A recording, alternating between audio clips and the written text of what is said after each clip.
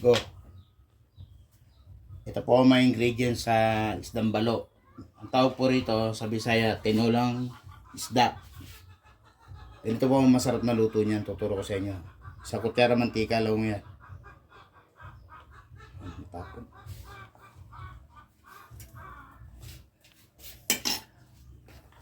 Painitin natin ng bahagya ang mantika.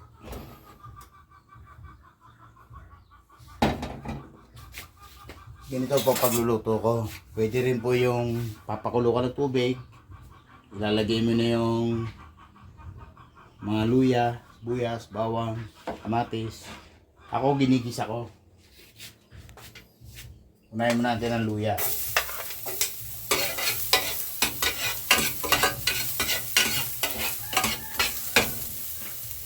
Sunod natin ang bawang pag nag golden brown na.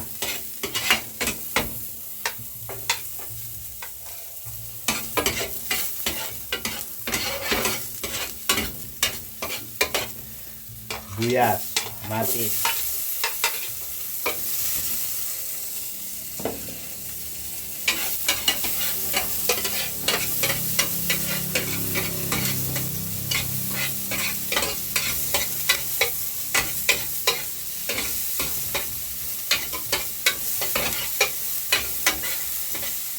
Ating igisa lang para hindi masunog.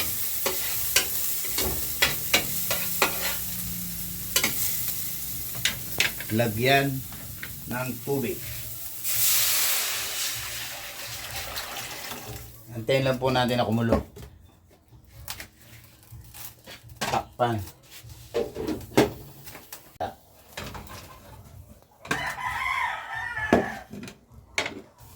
Ako pwede gumagamit ng bacon, asin lang. Nakakasama ko daw yung bacon. Takpan po ulit natin. At lagyan natin ng siling haba sa Tagalog. Sa Bisaya, espada to.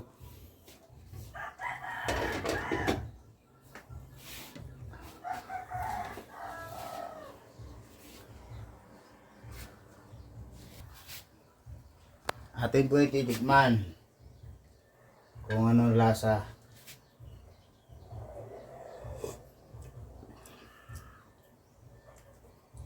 Lagyan pa natin ng konting asin.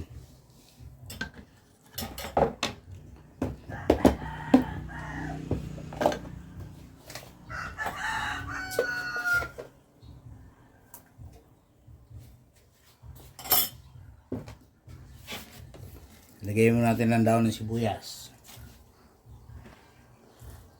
Ito po luto na to ay Bisaya version.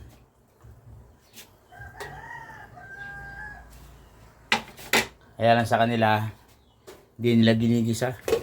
Sa amin, sa akin, para mas masarap sa ginigisa. Sa isang kutsara mantika. Para malasahan mo talaga yung ricado. Pagkulo po niyan, susunod natin ng malunggay. Ito po, malunggay. Antayin lang natin ng pakuluin natin ng 5 minutes para maluto yung gulay. Tapos na po yun. Yan po ang tinolang balo. Bisaya.